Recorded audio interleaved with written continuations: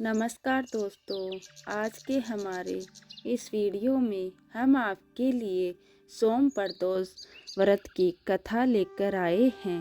एक गांव में एक निर्धन विधवा ब्राह्मणी रहती थी और उसके साथ उसका एक पुत्र था। भरण पोषण के लिए दोनों प्रतिदिन भीख मांगते और जो भी मिलता उससे अपनी भूख शांत करते थे। ब्राह्मणी कई वर्षों से प्रदोष व्रत का पालन करती आ रही थी। एक बार ब्राह्मणी का पुत्र त्रयोदशी तिथि पर गंगा स्नान के लिए निकला। स्नान करके जब वह अपने घर की ओर आ रहा था तो रास्ते में उसका सामान लुटेरों ने लूट लिया और उसका सारा सामान छीन लिया और वहां से फरार हो गए। उस समय वहाँ राज्य के कुछ सैनिक आ पहुँचे और उन्होंने ब्राह्मणी के पुत्र को लुटेरों में से एक समझकर राजा के सामने प्रकट कर दिया। राजा ने उसको लुटेरा समझकर और उस ब्राह्मण की दलील सुनी बिना ही उसे कारागार में डाल दिया। रात्रि में राजा के स्वप्न में भगवान शिव आए और राजा को ब्राह्मण युवक को मुक्त करने का आदेश देकर अंतर्ध्यान हो गए। राजा नींद से उठकर सीधा कारागार में पहुंचे और युवक को मुक्त करने का आदेश दिया।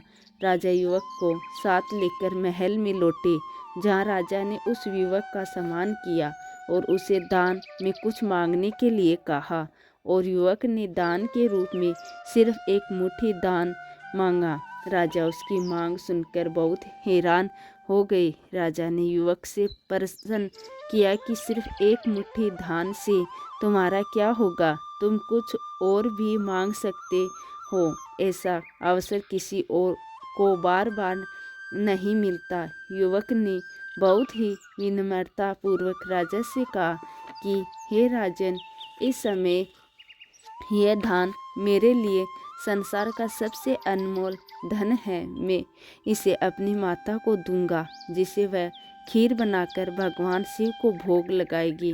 फिर हम इसे ग्रहण कर अपनी भूख शांत करेंगे।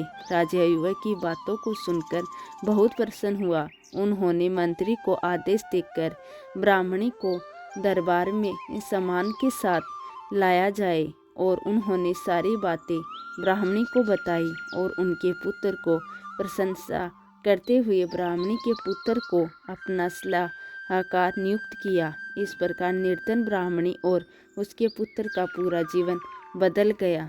तो दोस्तों, ये थी प्रदोष व्रत की कथा। ऐसी और कहानियों के लिए हमारे चैनल को सब्सक्राइब करें और इस वीडियो को लाइक करें। धन्यवाद दोस्तों।